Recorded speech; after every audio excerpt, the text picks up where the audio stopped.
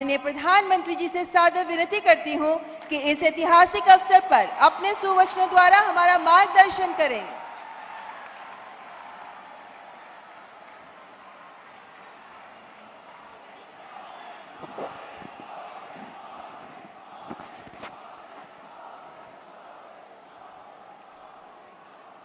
हर हर महादेव। वणक्कम काशी, वणक्कम तमिलनाडु। कार्यक्रम में उपस्थित उत्तर प्रदेश की गवर्नर आनंदीबेन पटेल, मुख्यमंत्री श्रीमान योगी आदित्यनाथ जी,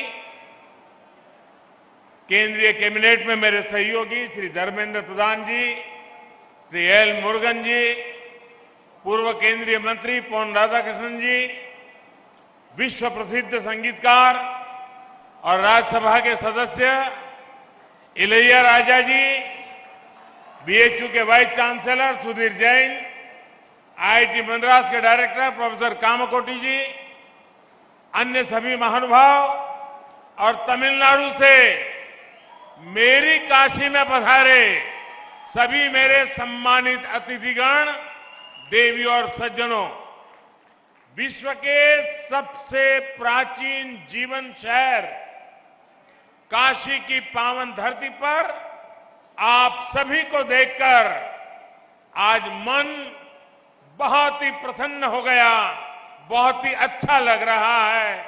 मैं आप सभी का महादेव की नगरी काशी में काशील तमिल संगमम में हृदय से स्वागत करता हूं। हमारे देश में संगमों की बड़ी महिमा, बड़ा महत्व रहा है। नदियों और धाराओं के संगम से लेकर विचारों, विचारधाराओं, ज्ञान, विज्ञान और समाजों, संस्कृतियों के हर संगम को हमने सेलिब्रेट किया है। ये सेलिब्रेशन वास्तव में भारत की विविधताओं और विशेषताओं का सेलिब्रेशन है और इसलिए काशील तमिल संगमम अपने आप में विशेष है, अद्वितीय है। आज हमारे सामने एक और पूरे भारत को अपने आप में समेटे हमारी सांस्कृतिक राजधानी काशी है, तो दूसरी ओर भारत की प्राचीनता और गौरव का केंद्र हमारा तमिलनाडु और तमिल संस्कृति है। ये संगम भी गंगा यमुना के संगम जितना ही पवित्र है। ये गंगा यमुना जितनी ही अनंत संभावनाओं और सामर्थ्य को समेटे हुए है। मैं काशी और तमिलनाडु के सभी लोगों का इस आयोजन के लिए हार्दिक बधाई देता हूं। मैं देश के शिक्षा मंत्रालय और उत्तर प्रदेश सरकार को भी शुभकामनाएं देता हूं, जिन्होंने एक माह के इस व्यापक कार्यक्रम को साकार किया है।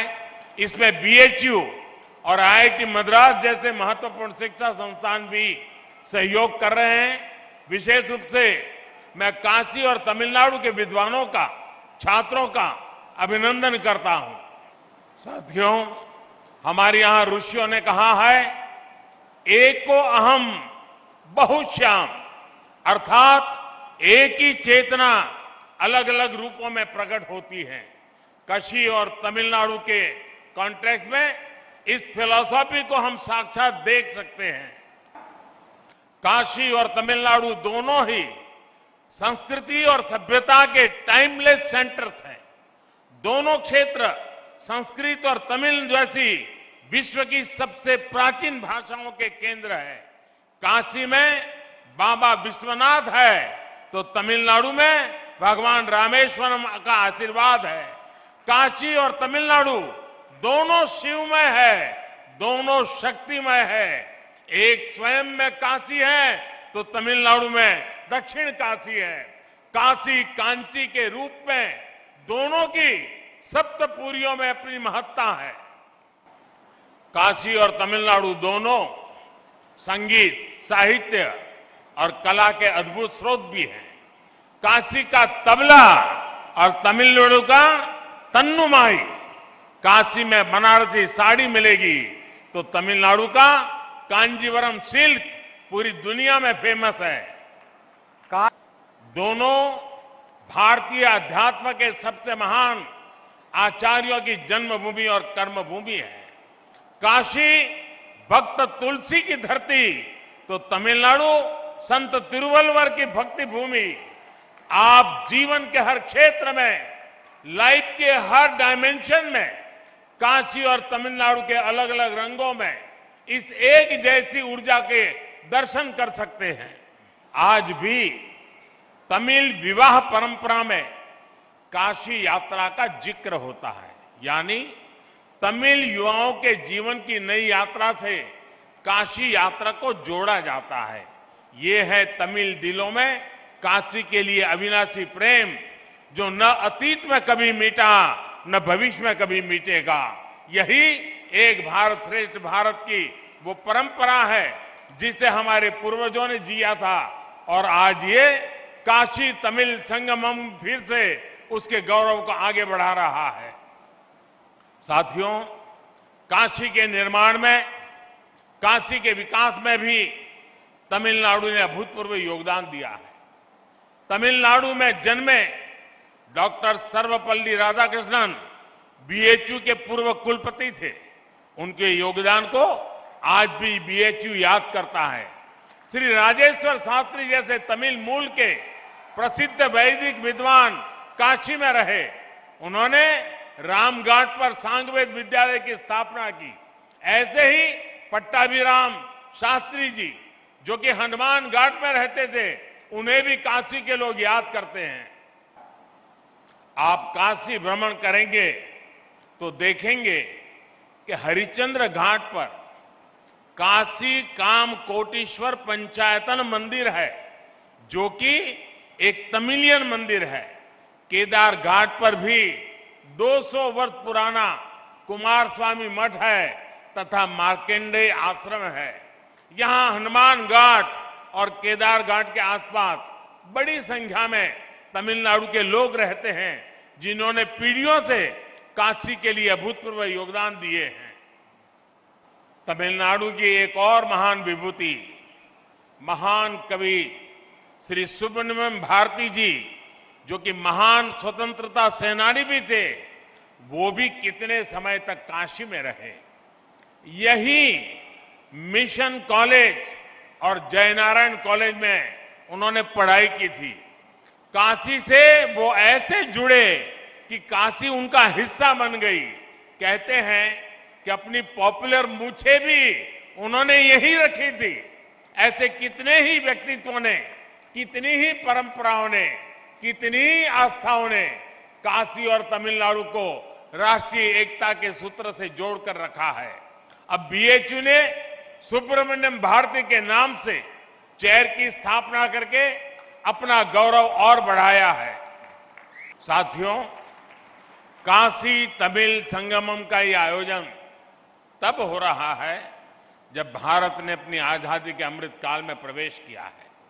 अमृत काल में हमारे संकल्प पूरे देश की एकता और एकजुट प्रयासों से पूरे होंगे।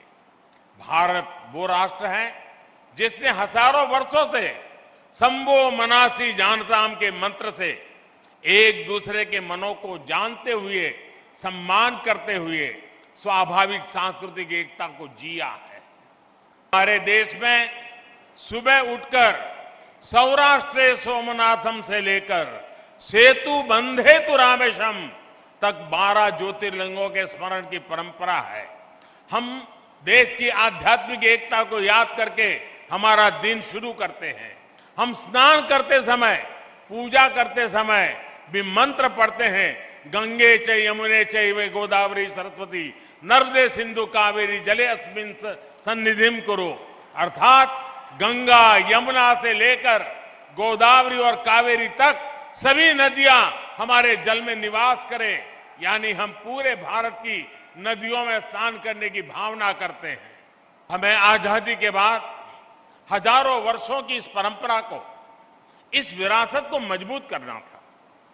इस देश का एकता सूत्र बनाना था। लेकिन दुर्भाग्य से इसके लिए बहुत प्रयास नहीं किए गए।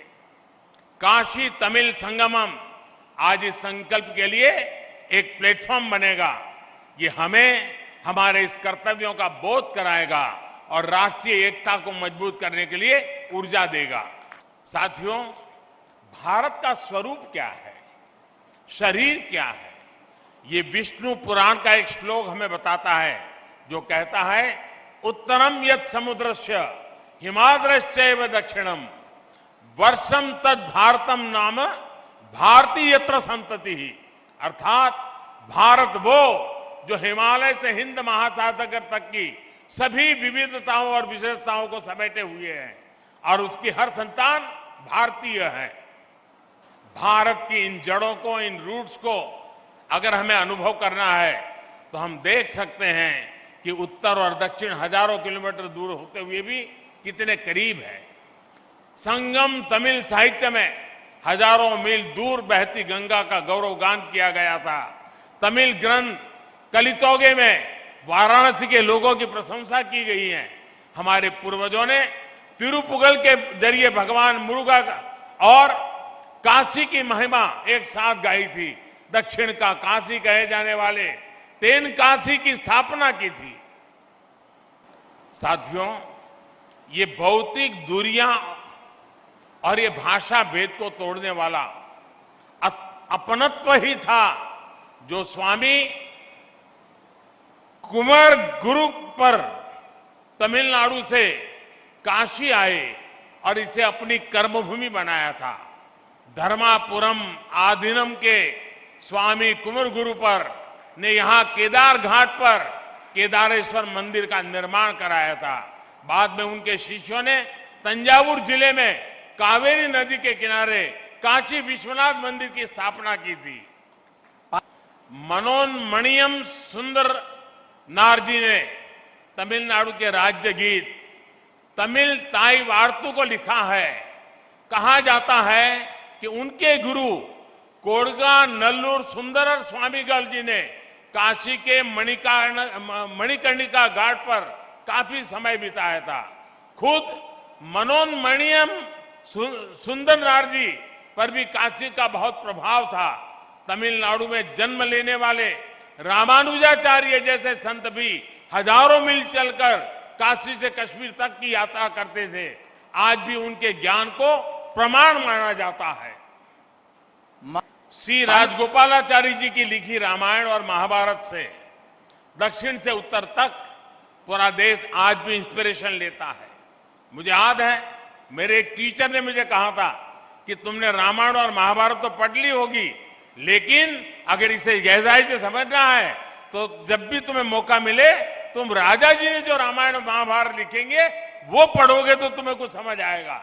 मेरा अनुभव है, रामानुजाचार्य और शंकराचार्य से लेकर राजा जी और सर्वपल्ली राधाकृष्णन जी तक दक्षिण के विद्वानों ने भारतीय दर्शन को समझे बिना हम भारत को नहीं जान सकते। ये महापुरुष है, उनको हमें समझना होगा। साथियों, आज भारत ने अपनी विरासत पर गर्व का पंच प्राण सामने रखा है। दुनिया में किसी भी देश के पास कोई प्राचीन विरासत होती है तो वो देश उस पर गर्व करता है, उसे गर्व से दुनिया के सामने प्रमोट करता है। हम इजिप्ट के पिरामिड से लेकर इटली के कोलोसियम और पीसा की मीनार तक ऐसे कितने ही उदाहरण देख सकते हैं। हमारे पास भी दुनिया की सबसे प्राचीन भाषा तमिल है। आज तक ये भाषा उतनी ही पॉपुलर है, उतनी ही लाइव है। दुनिया में लोगों को पता चलता है कि विश्व की ओल्डेस्ट लैंग्वेज भारत में है तो उन्हें आश्चर्य होता है, लेकिन हम उसके गौरवगान में पीछे रहते हैं। हम 130 करोड़ देशवासियों की जिम्मेदारी है कि हमें तमिल की इस विरासत को बचाना भी है, उसे समृद्ध भी करना है। अगर हम तमिल को भुलाएंगे तो भी देश का नुकसान होगा और तमिल को बंधनों में बांध कर रखेंगे तो भी इसका नुकसान है। हमें याद रखना है, हम भाषा भेद को दूर करें, भावनात्मक एकता कायम करें। साथियों, काशील तमिल संगमम, मैं मानता हूं ये शब्दों से ज्यादा अनुभव का विषय है। अपनी इस काशी यात्रा के दौरान आप उनकी मेमोरीज से जुड़ने वाले हैं तो आपके जीवन की पूंजी बन जाएंगे। मेरे काशीवासी आपके सत्कार में कोई कमी नहीं छोड़ेंगे।